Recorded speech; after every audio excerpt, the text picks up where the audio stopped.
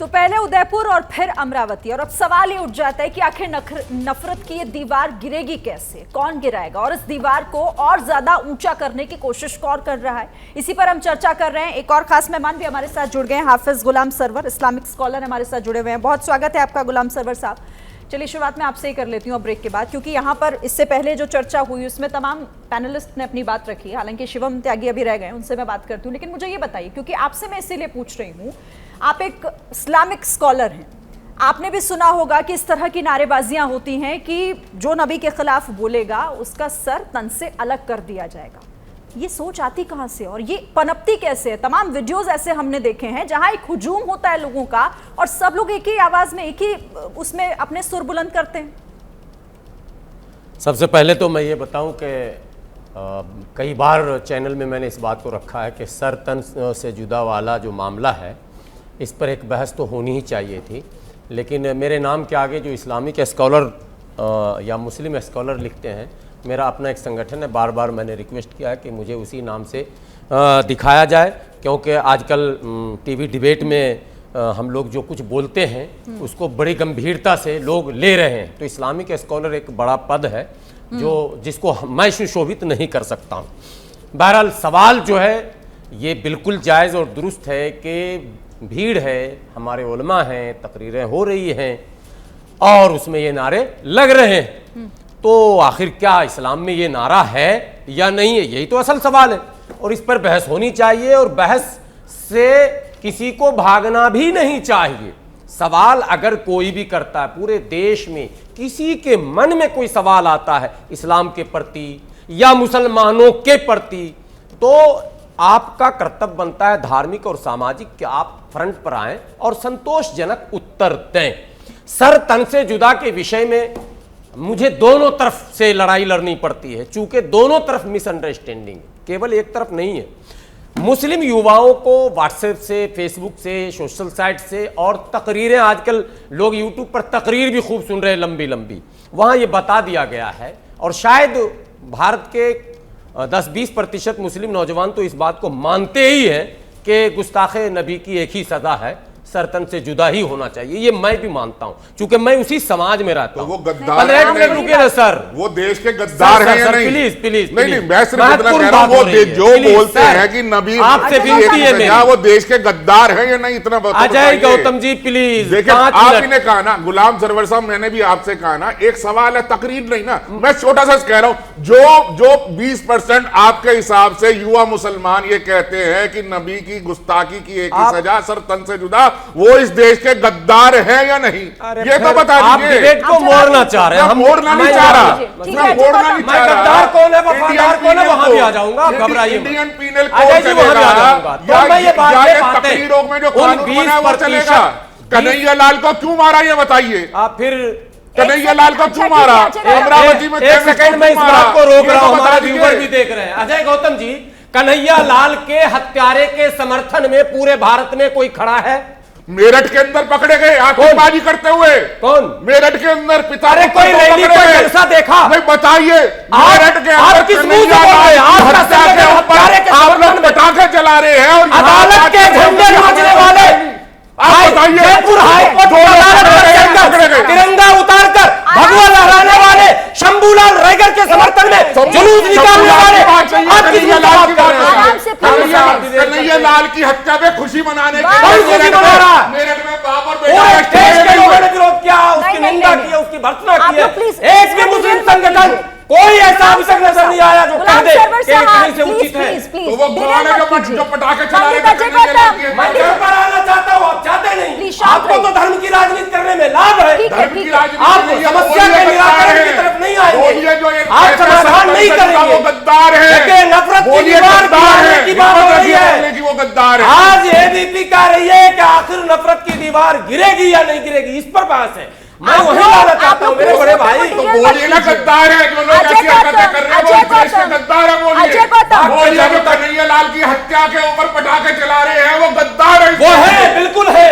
कन्हैया लाल की हत्या पर कोई अगर जश्न मनाता है वो उसी की श्रेणी में है, बस ये केवल गद्दार नहीं, उसी की हत्यारे की श्रेणी में है। कोई अगर इंटरनल भी खुश है, ऑफ द कैमरा बात कर रहा हूं, सुनिए मैं हट बात करता हूं, मैं बनावटी बात नहीं करता हूं। अगर ऑफ कैमरा भी कोई समर्थन करता है वो भी गद्दार है। लेकिन सुन लीजिए, पहले बीमारी का, जब तक पहले बीमारी पकड़ना है फिर उसका इलाज, कारण और निवारण, ये बुद्ध की भी धरती है। बुद्ध ने कहा था हर समस्या का जो है कारण और निवारण, तो कारण और निवारण पर चर्चा हो, पूरा देश सुनता, साहब हम लोग वहीं आके फंस जाते, हिंदू और मुसलमान, हिंदू और मुसलमान। अरे साहब चाहे जो भी हो, हत्यारा हत्यारा है। कौन सा हिंदू में कौन सा हिंदू किसी मस्जिद के अंदर बम लेके घुसा हर हर महादेव करके? उस धर्म को बताओ, एक आदमी जिसने हर हर महादेव का नारा लगा के किसी मुसलमान की गर्दन काटी हो? बताओ, एक हिंदू जिसने हर हर महादेव का नारा लगा के किसी मस्जिद में बम फोड़ा हो? इसका नाम तो बताइए ना, नहीं तो मैं 100 नाम बता दूं। हर महादेव का नारा लगा के हमारे मंदिरों के अंदर बम फोड़ना, प्लीज प्लीज ये कौन सा धर्म सिखाया? कौन सा धर्म उन्होंने सिखाया आपको? कौन सा धर्म की शिक्षा है आपकी? अजय गौतम, अब प्लीज अब थोड़ा सा वापस आ जाते हैं। शिवम त्यागी आइए प्लीज। Thank you.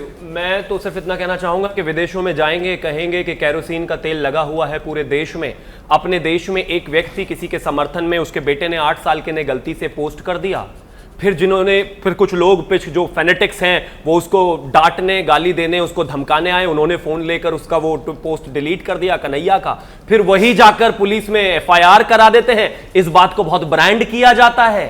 3 दिन उसी व्यक्ति को जिसने मात्र पोस्ट किया था उसको जेल डालते हैं, कहते हैं हमने तो कार्रवाई की थी। फिर उसको जबरदस्ती बेचारे को, जो विक्टिम था उसको ही जबरदस्ती को बेचारे को बुलाकर बाहर फैसला करा देते हैं।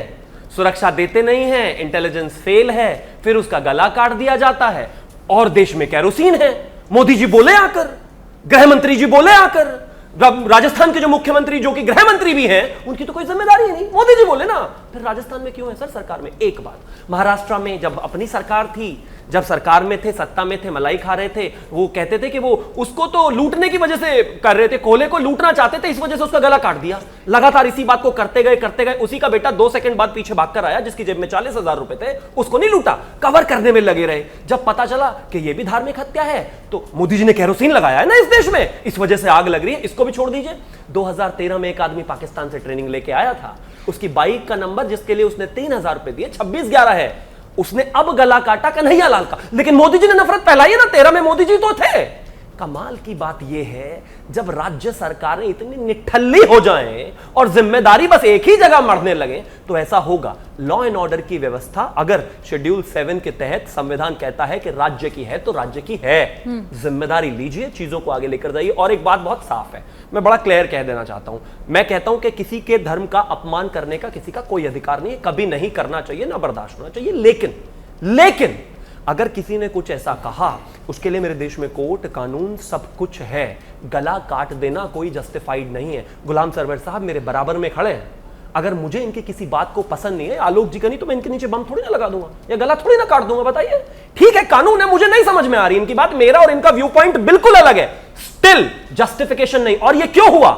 जब ये तमाम चीजें हुई, नुपुर का ये किस्सा हुआ, राहुल गांधी जी का ट्विटर वॉल उठाइए, अखिलेश यादव जी का ट्विटर वॉल उठाइए, किसी का उठा लीजिए, किसी व्यक्ति ने एक भी दिन ये नहीं कहा कि ये हंगामे मत करो, हिंसा मत करो, बस बार बार नुपुर की गिरफ्तारी करो। मान लिया सर, शांति तो हमारी जिम्मेदारी है ना। शिवम त्यागी, एक सवाल आपसे भी पूछा जाता है, सवाल ये भी पूछा जाता है और अब तो कोर्ट ने भी कह दिया, आपने कोर्ट की वो टिप्पणी सुनी भी होगी, पढ़ी भी होगी, कि अगर आप लोग यानी बीजेपी अगर सही वक्त पर कार्रवाई कर देती नुपुर शर्मा के केस में, इतनी डिले नहीं बरतती, तो शायद इस तरह के हालात ना होते। बहुत शुरुआत भी नहीं करेंगे, बहुत शानदार, उनकी अलग जिद है। ठीक है, इन्होंने भी मान लिया। अब शांति से सुनिएगा। कमलेश तिवारी के केस में वो जेल भी गए थे, सब कुछ था, फिर भी उनकी गर्दन उतारकर अलग रख दी गई। वो तो पुलिस ने गिरफ्तार कर लिए थे साहब, वो तो जेल में थे, तो तब तो मान जाते। तब मुख्यमंत्री अब मुख्यमंत्री जिम्मेदार हो गए। चुप सुन लीजिए ना, मैं चिल्ला नहीं आ रहा आपके बीच में। तो कौन कहता है कि जेल भेजने पर ये हो जाता? और छोड़ दीजिए इस बात को, कन्हैया तो बेचारे ने, उसने तो ब्लास्फेमी भी नहीं की थी, उसने तो ईश निंदा भी नहीं की थी, उसने तो पोस्ट किया था, वो भी जो उसके बेटे से हो गया था, उसकी भी गर्दन उड़ा दी। कमाल की बात हो गई। ऐसी एक चीज बताइए, लाल बिहारी यादव जो समाजवादी के एमएलसी हैं, ऐसी भद्दी भद्दी गालियां दी शिवलिंग को लेकर, क्या मैंने गला काट दिया किसी का? शिवलिंग को लेकर जब ज्ञान वापी का मसला उठा, इस देश के एक जर्नलिस्ट जो दूसरी साइड में अपने आप को रखते हैं, तमाम ऐसे इंटेलेक्चुअल लोग हैं, तमाम ऐसी पार्टीज हैं जिन्होंने अपमान किया, मैंने गला उतार दिया किसी का? भगवा को आतंकवाद कहा कांग्रेस वालों ने, मैंने गला उतार दिया। राम सेतु काल्पनिक कहा, मैंने गला उतार दिया? नहीं, कानून है हर किसी चीज का इलाज, गला नहीं काट सकते।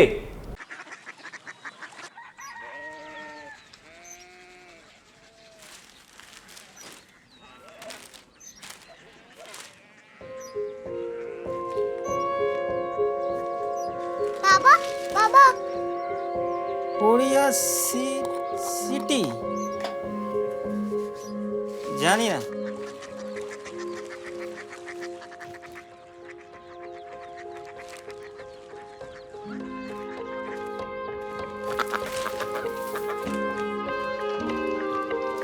Korea city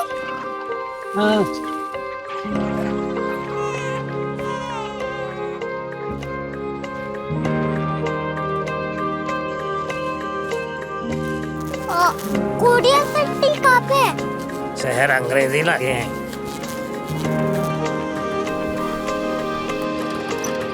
Korea city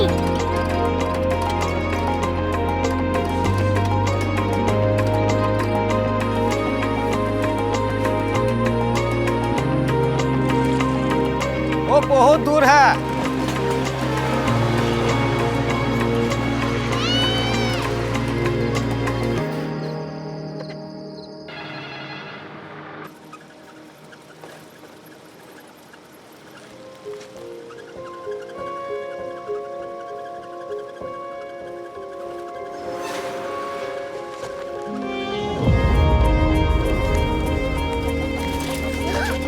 Korea city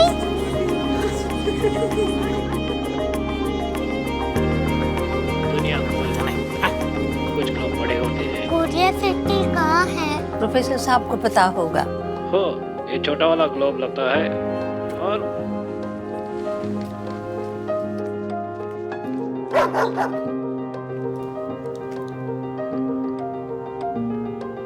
पता नहीं, मेरी बेटी से जाके मिल लो, शायद उसे मालूम हो।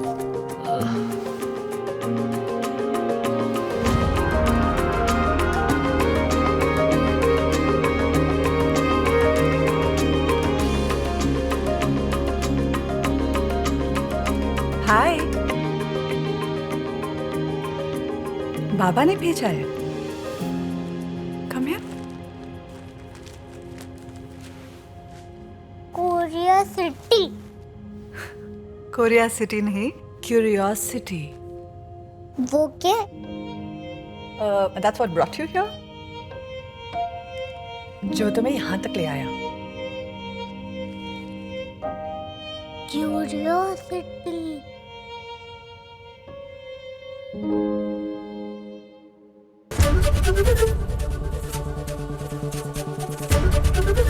एबीपी न्यूज आपको रखे आगे।